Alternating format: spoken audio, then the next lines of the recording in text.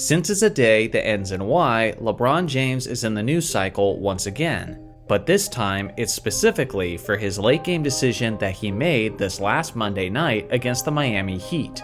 The Lakers were down by just 1 point with only seconds remaining, and with the game on the line, LeBron did something that he's done many times before. He drove to the basket, and when the defense inevitably collapsed upon him, LeBron kicked the ball out to the open shooter, which in this case was Cam Reddish. Cam missed the three-point shot, and the Heat go on to win the game. Now, as always, in this modern era of social media, everyone began giving their take on the matter. Some believe LeBron made the correct basketball play, while others think he should have looked to score on his own. Obviously, people and their biases play a huge factor here. In most cases, those who consider themselves a LeBron fan went on to defend his decision, and those who are not fans of LeBron criticized him for not making better decisions. So where do I stand on this? I gotta be honest, from an emotional standpoint, I'm actually pretty conflicted on this topic. For one, I'm a die-hard Lakers fan. I always have been, and I always will be. So from this angle, I want LeBron to do whatever he has to do in order to win the game. And if that's pass it, then by all means, pass it. But at the same time, I think I speak for many Laker fans when I say that for roughly 20 years, we were used to a superstar who had a shoot-first mentality. So from that perspective, we kinda want our best player to be taking that shot when the game's on the line. At least in that aspect, I recognize some of my own personal bias. Now here's the thing, this isn't a new topic by any means. LeBron's most famous hater, Skip Bayless, used to preach over and over again that LeBron would pass the ball in these late game situations because he was afraid of going to the free throw line with the game at stake. Obviously, take these opinions from Skip with a major sack of salt. In the 2012 NBA All-Star Game, LeBron had the chance to win the game for the East, while being guarded by the West's Kobe Bryant, and LeBron opted to pass the ball to another shooter, not once, but twice. After the second attempt, which ended up being a turnover, LeBron was given an earful from Kobe and Carmelo, who clearly believed that LeBron should have taken that shot himself. Here's the deal though, this is usually who LeBron is, and he knows it. On screen is a clip of LeBron, which occurred at a press conference after his Cavs just won the East in 2017, and after he had just passed Michael Jordan on the all-time playoff scoring list. He said that it was his goal to teach the youth that passing the ball is okay, that making the extra pass and finding the open shooter is the correct basketball play. That's the legacy he wants to leave. Now honestly, this is one of my favorite characteristics about LeBron as a player and as a person. He firmly believes this, and he demonstrates his belief of it over and over again.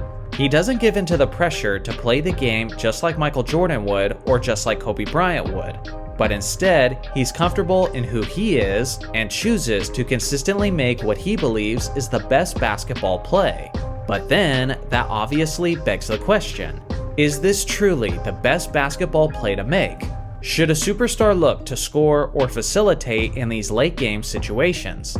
Well, looking at LeBron's track record of passing in late game moments, a lot of them haven't gone particularly well. Beyond the recent Cam Reddish miss, and beyond the 2 failed All-Star Game passes in 2012, he also has the pass to Danny Green in Game 5 of the 2020 NBA Finals.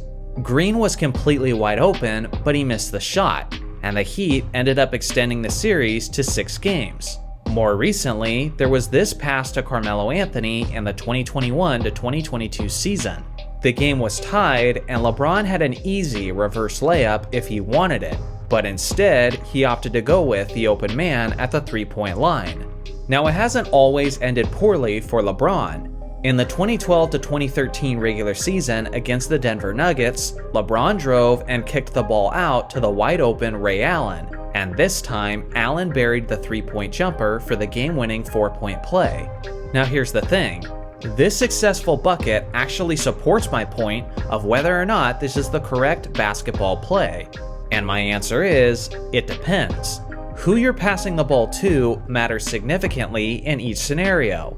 When LeBron passed the ball to an open Ray Allen, he was putting the fate of the game in the hands of one of the greatest three-point shooters in NBA history. But that wasn't the case in the situations where the shots were missed. When Danny Green missed that game-winning three-point attempt in the 2020 NBA Finals, many people forget that he was in the midst of being crucified by Laker fans because he had only made 26% of his three-point attempts over the course of those finals up to that point. So in reality, that was probably the reason why he was open in the first place. In the case of the Carmelo Anthony miss, LeBron was passing the ball to a decent shooter, but in order to do that, he passed up a wide open layup in a tied game. And lastly, in the case of the recent game against the Heat, Cam Reddish was only hitting an awful 15% of his three-point attempts on the season. So again, that was probably the reason he was so open. So were these plays the correct basketball plays? Not in these scenarios, given who the ball was being passed to, and in some cases, what LeBron was passing up for himself. Not to mention the fact that in each of these game-on-the-line scenarios, it was at most a one-point game. So now you have to ask the question if an open three is smarter shot selection than a slightly contested two-point shot, which is much closer to the basket. Some will point out the fact that guys like Michael Jordan and Kobe Bryant kicked the ball out to open shooters, and when the shots went in, they were praised for it. Now this is certainly true, but it also works along with my point that it highly depends on who the ball is being passed to. When Michael Jordan passed the ball to an open Steve Kerr in the 1997 NBA Finals, he wasn't just passing it to some mediocre role player, but he was passing the ball to literally one of the most efficient shooters in the history of basketball. That is a trustworthy shooter with the game on the line. When Kobe passed the ball to Derek Fisher in Game 4 of the 2009 Finals, that was a shooter who was hitting 40% of his three-point shots throughout the year, and who had a history of hitting clutch shots for the Lakers organization. Once again, that is a trustworthy shooter. MJ doesn't have a history of iconic game-winning passes where he dished the ball out to guys like Jud Buechler and Scott Burrell. Kobe doesn't have a history of iconic game-winning passes to guys like Devin George and Smush Parker. That is essentially the equivalent of LeBron placing the fate of the game in the hands of guys like Cam Reddish. So is passing in this scenario the correct basketball play? I would say sometimes. If LeBron was kicking the ball out to quality shooting teammates of years past, like Kyle Korver, Mike Miller, or Ray Allen, and one of them misses that shot, well then you live with that result, and keep your head held high knowing that you made the correct basketball play. But when these are the types of guys that LeBron has waiting in the wings, one, it should get Rob Pelinka to step up and provide LeBron with the spot-up shooters he needs. Two, it should make us question why Darvin Ham has those kind of players on the court to close the game. And three, it should incentivize LeBron to look to score for himself. I understand that the great defender Bam Adebayo came over as the help defender, which would have made that basket difficult to convert for LeBron.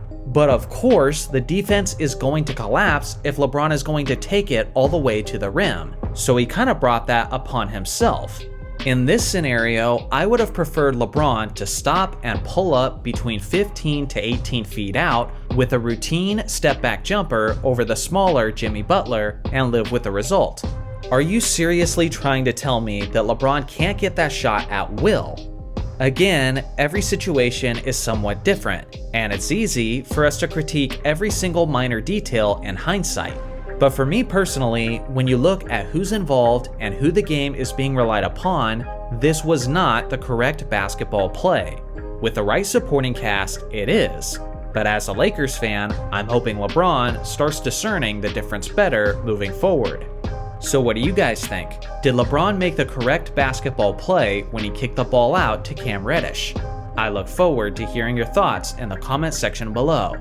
Thanks for watching as always, make sure to like and subscribe for more basketball content, and I'll see you guys in the next video.